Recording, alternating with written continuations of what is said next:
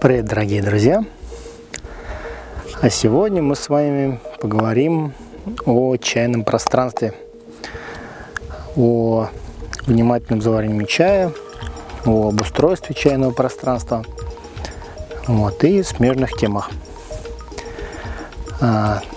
Тоже часто и спрашивают на эту тему, просто сталкиваешься с вопросом, как именно должно выглядеть чайное пространство, насколько важны всяческие вот эти вот мелкие детали и обустройство пространства, и какие-то и посуда, и атрибутика и так далее. Прежде всего хочу сказать, как это выглядит в Китае. То есть интересный момент, то что в противовес такой японской, скажем, минималистичности в Китае довольно-таки много обычно всяческой атрибутики, связанной с чаем, можно встретить. То есть практически любой человек, который так или иначе связан с чаем, особенно если это чай-торговец или владелец какого-нибудь, может быть, производства чайного, если это не просто какая-то деревня, а уже что-то такое более, скажем, крупное, обязательно есть какая-то чайная комната или дегустационный зал или какое-то пространство чайное, которое как-то обустроено, то есть, и, как правило, это довольно-таки серьезно к этому все подходят, то есть и какой-то стол большой, со встроенной чебанью, фигурки, чайничков коллекция, если человек особо увлечен, для каждого чая свой чайник, всяческая разная посуда, другая и так далее. То есть все очень красиво, видно, что человек действительно проводит очень много времени, встречается с гостями, с друзьями и так далее. По-разному это бывает довольно скромно, бывает очень богато, бывает, что какие-то прям просто частные коллекции огромных абсолютно размеров можно встретить в довольно простых, казалось бы, местах. То есть очень по-разному это все встречается. Но интересно то, что, например, в Китае прижился некий такой, скажем, мультикультурный симбиоз, то есть нет какого-то однозначного, что все делают одинаково, то есть есть какие-то общие черты, то есть у всех есть, обязательно чайный стол, обязательно может фигурки какие-то на столе и так далее, но уже остальное это такая некая игра. И иногда, не очень часто, но встречаются люди, которые экспериментируют, делают какие-то необычные чайные комнаты, делают необычные чайные, то есть этого очень мало в Китае, но есть. Обычно китайская чайная это столы, стулья, может быть, как правило, в стол уже встроенный чебань, набор посуды. Мы снимали это видео, например, про сычуаньскую чайную. В принципе, относительно похожие чайные и в других провинциях можно встретить с некоторыми отличиями, может быть, в заваривании, то есть, например, в Фудзяне больше гутвыча распространена, где-нибудь в Сычуане, в той же, например, с гайвани пьют, в Пекине разные встречаются, в Тибете на полу пьют, и так далее. То есть, самые разные способы, как может выглядеть чайное пространство. То есть нет какой-то такой однозначной догмы, что надо только так. Однако при этом есть, как я уже говорил, общие какие-то критерии, что самое главное хороший чай, чтобы был. Интересно то, что современная вообще китайская, скажем, чайная традиция, она во многом пришла с Тайваня уже, потому что в период, опять-таки, культурной революции и предшествующих войн, и гражданской войны в Китае очень действительно много что было забыто, порушено, и поэтому я, в общем-то, об этом говорил в этом видео про современное чаепитие в Китае, еще раз повторюсь, что поэтому многое оттуда было заимствовано с Тайваня, а на Тайване, в свою очередь, очень много было влияния Японии. Поэтому сейчас, в общем-то, можно встретить в Китае абсолютно самую разную посуду, в том числе, например, такие чаши, больше похожи на японские, какие-то чайники тоже ближе к японским, и так далее. То есть что-то такое тоже есть. И это тоже плавно очень, так как Китай себя все вбирает, и все, что так или иначе может сочетаться с культурой чая, все чай в себя вбирает. Сказать, что вообще сама необходимость подобных скажем, обстановки чайного пространства, то есть каких-то внимания к деталям, она обусловлена не столько тем, что чай там какой-то необычный становится, если вы и так вот все сделали, а столько как для внутреннего, скажем, удовлетворения. То есть это некая реализация своего пространства, да, то есть делаете пространство, где вам хорошо. Вот. И по вот таким вот мелочам, в общем-то, можно легко, посмотрев вот на человека, как он себе сделал пространство, как он относится к чаю. То есть, что он хочет получить от чая и как он его сам понимает, да, то есть по всем вот этим вот, скажем, интересным предметам. Я вот, например, сейчас вот приехал на Нежское озеро, просто нашел тут несколько дощечек, камушков и вот себе сделал такую вот маленькую полянку приятную. Тут пью чаек. То есть, в общем-то, нету какой-то догмы, что надо только так или делайте так, как вот там написано. То есть, когда, конечно, очень важно изучить и всю возможную информацию на эту тему, почитать и посмотреть, вот, а потом можешь сделать что-то свое, опираясь на опыт предшественников, скажем так. Вот. Важный момент такой, то, что, в принципе, внимательное и качественное заваривание в хорошем пространстве, это, конечно же, важно. Могу сказать, есть два такие вот момента. Первый, то, что очень часто можно встретить, например, заваривание вроде бы внешне очень правильное и красивое, но при этом поверхностное и неглубокое. Хороший пример, например, в Китае можно встретить часто какие-то вот экспо, выставки, или какие-то такие официальные мероприятия, или, может быть, какой-то даже чайный магазин, но где все слишком, вот, так скажем, пафосно и показушно. То есть красивая девушка в красивом костюме, очень красиво заваривает чай, но и чай никакой, и видно, что она делает это без души, хотя внешне все это выглядит прекрасно, и как вот такая прям вот церемония, да? Вот. И противовес этому можно сказать, что вот приезжаешь куда-нибудь в деревню, там мы сейчас были, например, там в Ливане, там, да, в Аньхое, да, и приезжаешь в горы, просто в обычную сельскую деревушку, вот в этом вот видео можно посмотреть, вот, и там девушка, наоборот, заварила свой вот чаек, который она сама делает, в обычном там стакане сначала даже, потом принесла, правда, чебаньку, была у нее, вот. И ты получил просто невероятное ощущение от этого чая, потому что чай сделан с душой, и человек относится с душой к чаю. Вот, поэтому тут это скорее такой внутренний момент, куда более важный, да, чем внешний.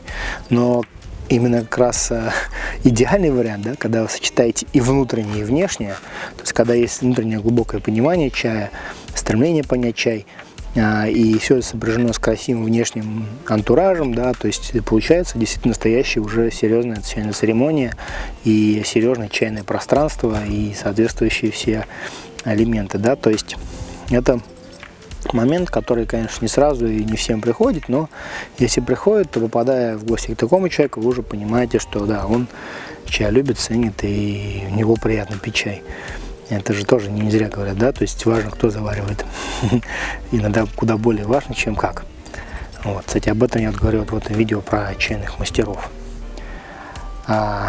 Поэтому я говорю, внимание к этим деталям, оно важно.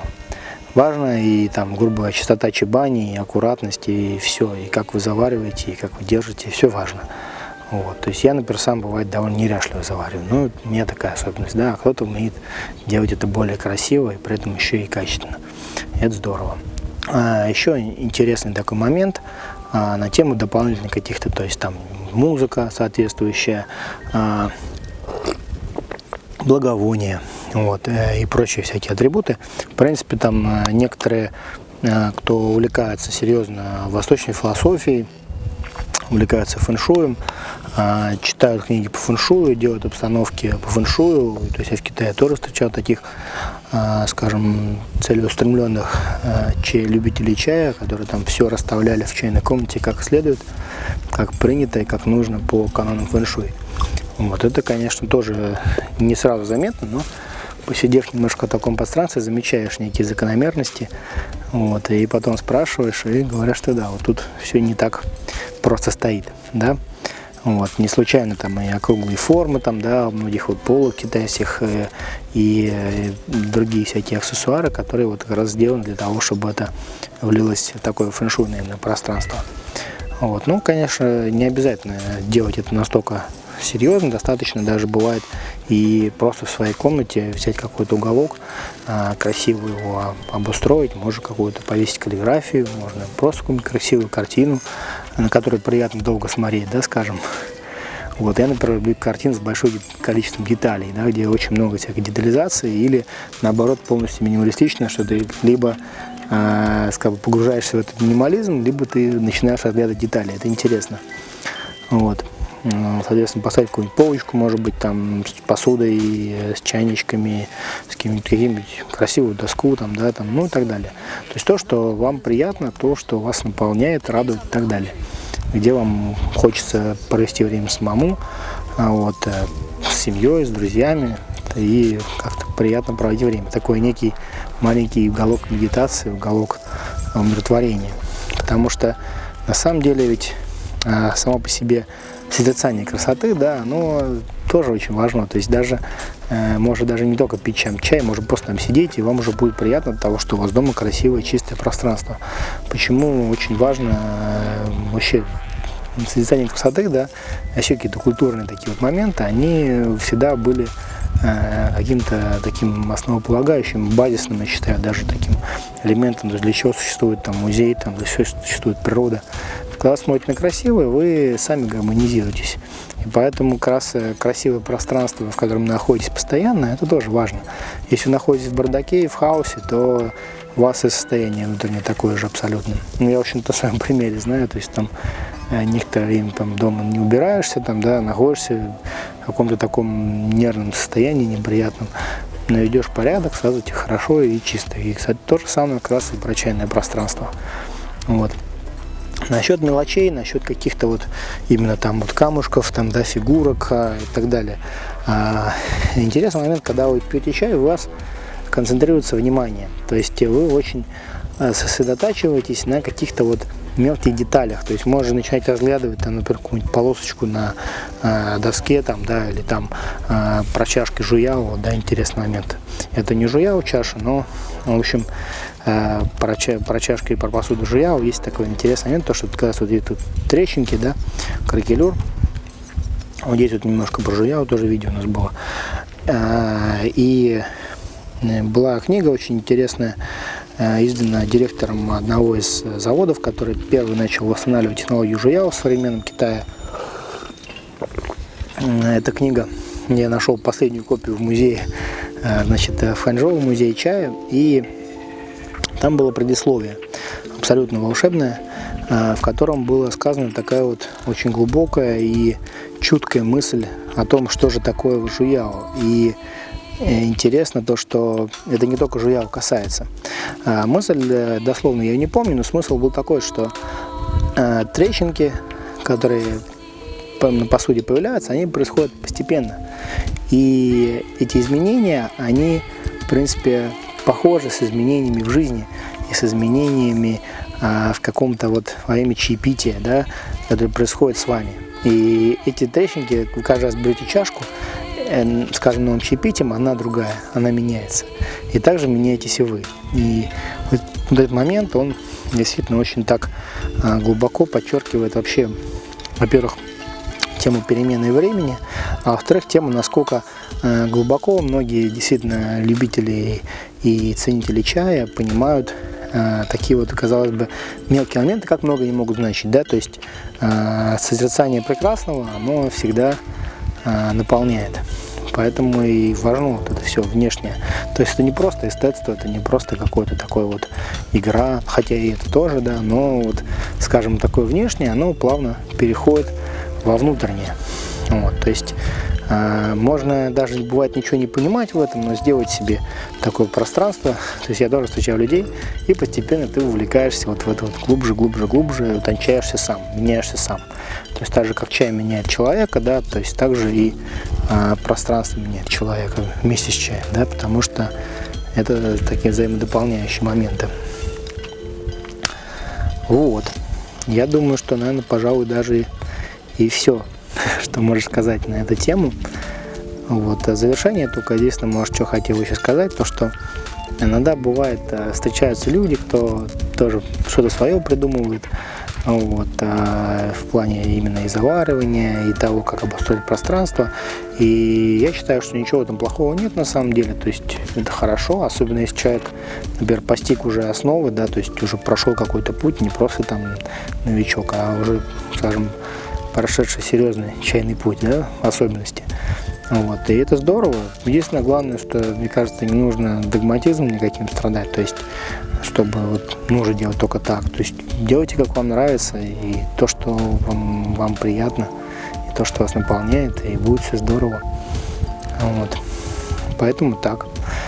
Я желаю всем приятных чаепитий и до новых встреч.